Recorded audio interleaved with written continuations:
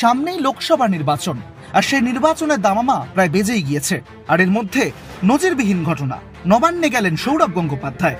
বুধবার বিকেলে হঠাৎ করেই নবান্নের গেট দিয়ে ঢুকে পড়ল মহারাজের গাড়ি। প্রায় আধ ঘন্টা নবান্নে ছিলেন তিনি। সামনেই লোকসভা নির্বাচন, তার আগে হঠাৎ কেন সৌরভ গঙ্গোপাধ্যায় নবান্নে, তা নিয়ে এবার রাজনৈতিক মহলে জোর জল্পনা।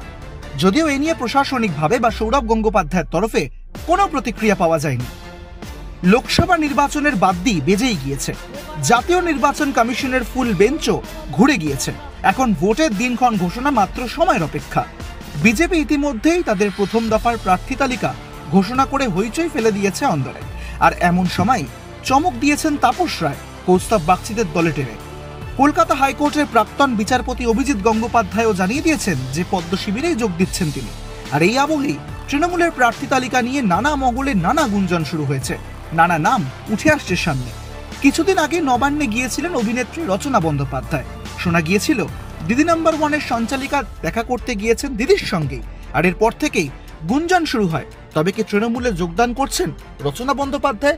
লোকসভা নির্বাচনে কি এবার টিকিট পাবেন তিনি? যদিও এই নিয়েও এখনো পর্যন্ত প্রকাশ্যে কারুর তরফেই কিছুই জানানো হয়নি। আর তার মধ্যেই এবার নজিরবিহীন ঘটনা, নবান্নে পৌঁছলেন সৌরভ গঙ্গোপাধ্যায়। আর এবার রাজনৈতিক মহলে স্বাভাবিকভাবেই প্রশ্ন, তাহলে কি লোকসভা নির্বাচনে ঘাসফুল শিবিরের হয়ে চমক আসতে চলেছে সৌরভ গঙ্গোপাধ্যায়? তবে কি নির্বাচনে লড়বেন তিনি? টিকিট পাবেন? যদি পেয়ে থাকেন তাহলে কোন কেন্দ্র থেকে?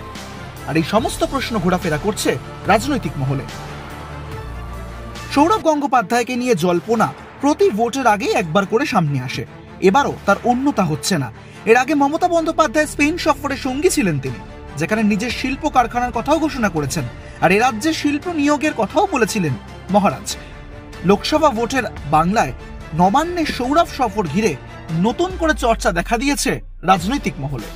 ব্যুরো রিপোর্ট, এক ঝলকে, কলকাতা।